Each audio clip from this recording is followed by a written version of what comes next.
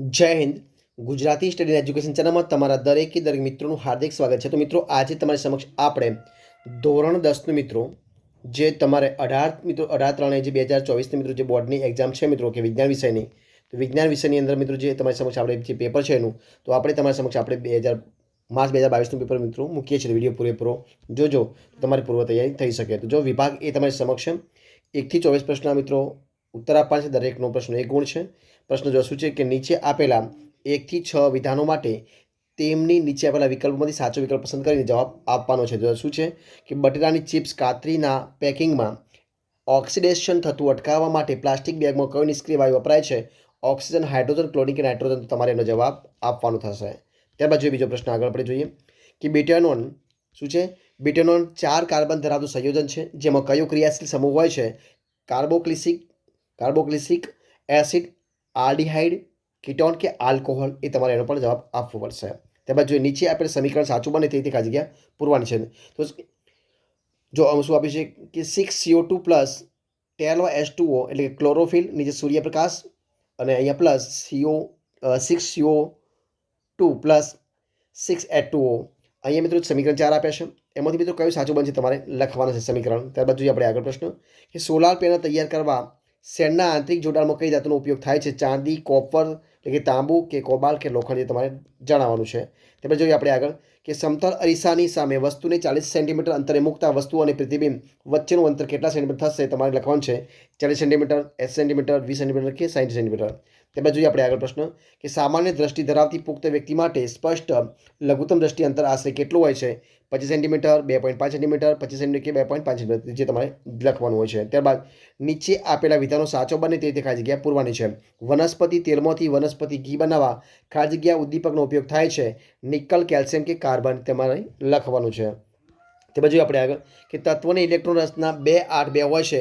Aluminium, magnesium કે sodium. તમારે જણાવવાનું છે. ત્યારબાદ આપણે જો પ્રશ્ન નંબર આગળ કે નીચે આપેલ પરિપથનો સમતુલ્ય અવરોધ ખાલી જગ્યા થશે. મિત્રો અહીંયા જે આકૃતિ આપી છે એનો તમારે જવાબ એ રીતે લખવાનો છે. તો 4 ઓપ્શન અહીંયા જોવા શું છે કે મનુષ્યના દૈહિક કોષમાં ખાલી જગ્યા જો રંગસૂત્રો હોય છે મિત્રો કેટલા હોય? મિત્રો અહીંયા 23 હોય. કેટલા હોય? 22 છે. તમે કેટલા હોય છે? 23 હોય છે. કારની હેડલાઇટમાં મિત્રો ખાલી જગ્યા અરીસો વપરાય છે. અંતર્ગોળ, બહિર્ગોળ કે સમતલ. તો તમારે આમાંથી શોધીને લખવાનું છે.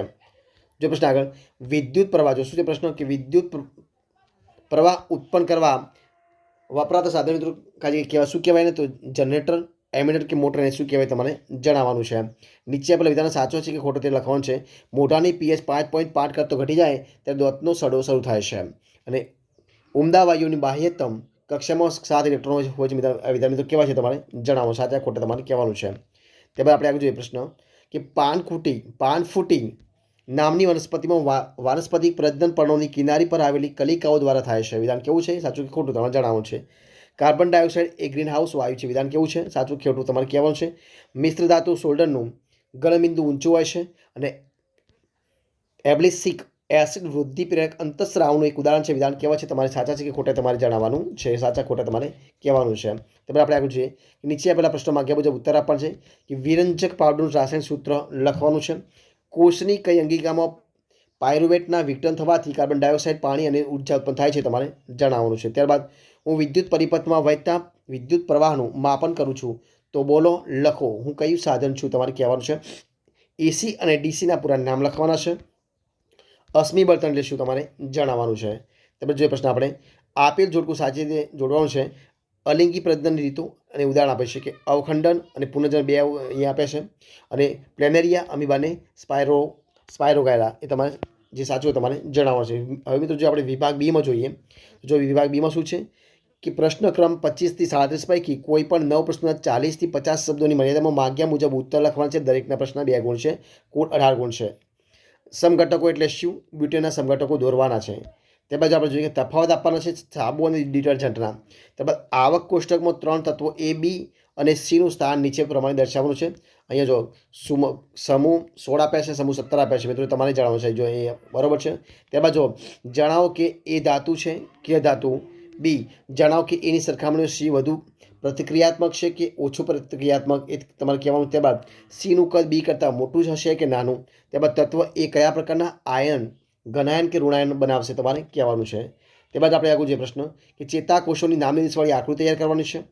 વનસ્પતિમાં પ્રકાશસંશ્લેષણનું પ્રકાશનું વર્તન અને ભૂઆવર્તનની ટૂંકમાં સમજૂતી આપવાની છે. ત્યારબાદ સપુષ્પી વનસ્પતિમાં પરાગનયન એટલે શું, સ્વપરાગનયન અને પરપરાગનયનની ક્રિયાઓનો ભેદ સ્પષ્ટ કરવાનો છે. યૌવનારંભના સમયે જો શું છે પ્રશ્ન, યૌવન આરંભના સમયે છોકરાઓમાં કયા જાતીય પરિવર્તન જોવા મળે છે એ તમારે કહેવાનું છે. માનવમાં લિંગ નિશ્ચયની ઘટનાની આકૃતિ દોરવાની છે. ત્યારબાદ સમજાત સમૂલક અને સમરૂપ કાર્ય સંદેશ અંગોને ઉદાહરણ આપી સમજાવવાનું છે. પ્રકાશનું પરાવર્તન એટલે શું, પ્રકાશના પરાવર્તન નિયમો લખવાના છે. ત્યારબાદ અંતર્ગોળ અરીસાના ઉપયોગો લખવાના છે. ત્યારબાદ 12V વિદ્યુત સ્થિતિમાનનો તફાવત ધરાવતા બે બિંદુઓ વચ્ચે 2C વિદ્યુતભારને લઈ જવા માટે કેટલું કાર્ય કરવું પડે છે તમારે લખવાનું છે. ઓઝોન એટલે શું અને તે કોઈ નિવસંતરને કેવી રીતે અસર પહોંચાડે છે તમારે લખવું પડશે. ત્યારબાદ આપણે આગળ જોઈએ પ્રશ્ન વિભાગ સીમાં જોઈએ. આપણે વિભાગ સીમાં શું આપ્યું છે કે ક્રમ 38થી માંડી અને 46 પૈકી કોઈ પણ 6 પ્રશ્નના 60થી 80 શબ્દોની સરખામણીમાં શબ્દોની મર્યાદામાં માગ્યા મુજબ ઉત્તર લખવાના છે અને દરેક પ્રશ્ન 3 ગુણ છે.